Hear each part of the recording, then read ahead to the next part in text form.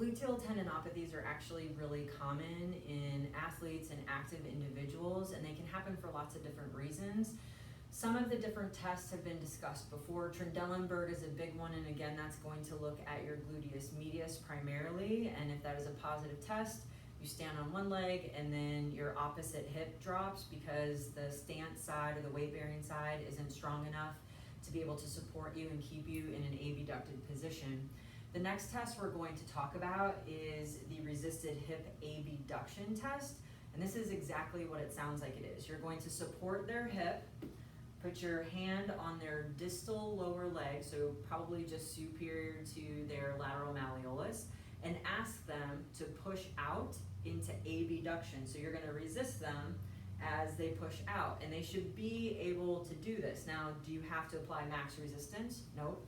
But they also shouldn't have pain when doing this. And again, this is really primarily looking at your gluteus medius, although there are some other muscles that can be involved in that, including your minimus and TFL and stuff like that. Then we also have the resisted hip external rotation test. And remember, when we do this external rotation, you're not thinking about the lower leg as we're moving them around. We're thinking about the thigh and the hip.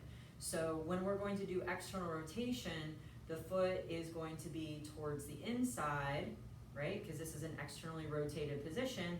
And then if we're going to do internal rotation, the foot should be to the outside. So as we're going to do this test, we put them in an externally rotated position. We're going to be supporting here at the knee and then resisting at their lateral foot / ankle, and then asking them to push against your hand to move back to a neutral position. So this is what it looks like. I'm going to stabilize, and then she's going to push out, out, out, out, out, and then her leg should line back up again.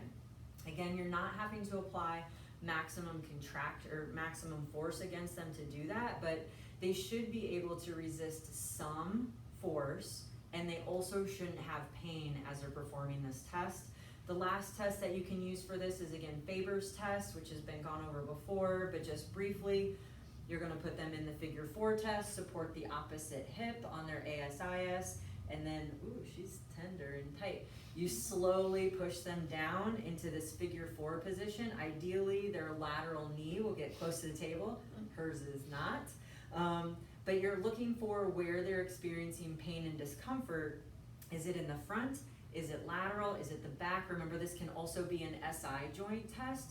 So it's not enough just to ask, are they tight, or if they are having pain. You need to ask them more questions about where they're experiencing pain, what kind of pain is it, and then getting down to the crux of their history and their mechanism.